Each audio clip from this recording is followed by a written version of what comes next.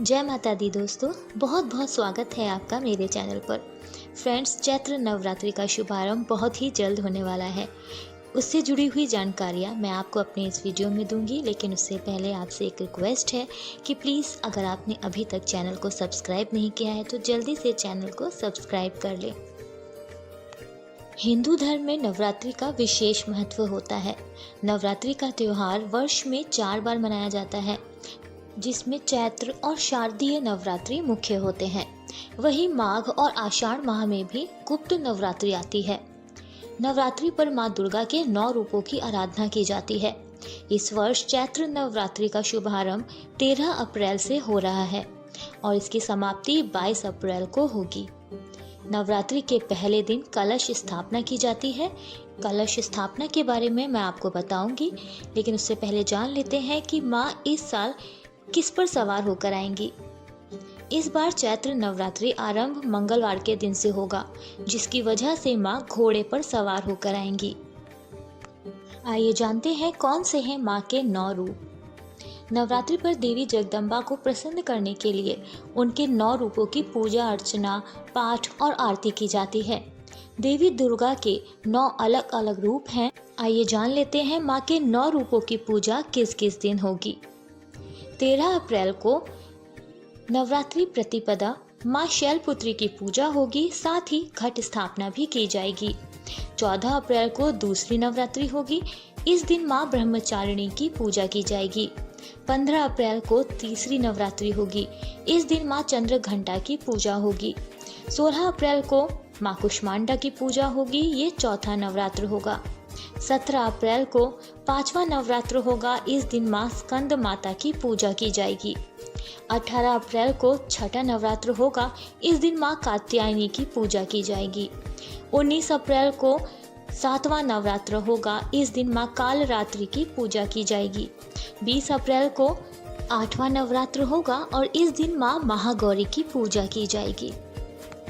21 अप्रैल को आखिरी नवरात्र यानी 9वां नवरात्र होता है। इस दिन मां सिद्धिदात्री की पूजा की जाती है। इस दिन को राम नवमी भी कहा जाता है। आइए जानते हैं नवरात्रि के महत्व के बारे में। मान्यता है कि नवरात्रि पर देवी दुर्गा पृथ्वी पर आती हैं, जहां वे 9 दिनों तक वास करते हुए अपने भक्तों की साधना से प्रसन्न होकर आशीर्वाद देती हैं। नवरात्रि पर देवी दुर्गा की साधना और पूजा पाठ करने से आम दिनों के मुकाबले पूजा का कई गुना ज्यादा फल की प्राप्ति होती है। नवरात्रि पर ही विवाह को छोड़कर सभी तरह के शुभ कार्यों की शुरुआत करना और खरीदारी करना बेहद ही शुभ माना जाता है। मान्यता है कि भगवान राम ने भी लंका पर चढ़ाई करने से पहले रावण संग युद्ध में विजय प्राप्ति के लिए देवी की साधना की थी। नवरात्रि पर सभी शक्तिपीठों पर विशेष आयोजन किए जाते हैं, जहां पर बड़ी संख्या में लोग माता का आशीर्वाद प्राप्त करने के लिए उनके दरबार में शीश झुकाने जाते हैं। आइए अब जान लेते हैं नवरात्रि पर घट स्थापना कैसे करनी है। पूजा स्थान पर कलश की स्थापना करने से पहले उस जगह को गंगा जल से शुद्ध किया जाता है। कलश को 5 तरह के पत्तों से सजाया जाता है और उसमें हल्दी की गांठ, सुपारी, दुर्वा आदि रखी जाती है। कलश को स्थापित करने के लिए उसके नीचे बालू की या फिर चावल की वेदी बनाई जाती है। इसके अलावा इस दिन मिट्टी के बर्तन में जौ बोने की भी परंपरा है। ये संपन्नता का प्रतीक माना जाता है। जौ बोने की विधि धन्य धान्य देने वाली देवी अन्नपूर्णा को खुश करने के लिए की जाती है। माँ दुर्गा का फोटो या मूर्ति को पूजा स्थल के बीचों बीच स्थापित करते हैं, जिसके बाद माँ दुर्गा को श्रृंगार, रोली, चावल, सिंदूर, माला, फूल, चुनरी, साड़ी, आभूषण अर्पित करते हैं। कलश में अखंड दीप जलाया जाता है, जिसे व्रत के आखिरी दिन तक जलाया जाना चाहिए। इसको अखंड ज्योत कहा जाता है। अगर आप अखंड ज्योत जलाते हैं तो इस बात का ध्यान रखें कि पूरे 9 दिन तक वो बुझनी नहीं चाहिए।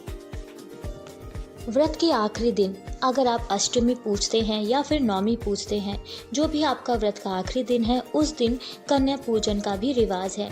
इस दिन कन्याओं को बुलाकर उनके पैर पूजकर उनको प्रसाद दिया जाता है। साथ ही कुछ उपहार भी भेंट किए जाते हैं। प्रसाद के रूप में उनको हलवा, पूड़ी और चना खिलाई जाती है। ये देवी माँ का सबसे पसंदीदा प्रसाद माना जाता है। तो फ्रेंड्स, मैं उम्मीद करती हूँ नवरात्रि से जुड़ी हुई ये कुछ खास बातें आपके काम भी आएंगी, साथ ही आपको पसंद भी आई होंगी। अपना फीडबैक मेरे साथ ज़रूर शेयर करिएगा कमेंट बॉक्स में अपना कमेंट देकर। और हाँ, चैनल को सब्सक्राइब करना तो बिल्कुल मत भूलिएगा। जय माता दी।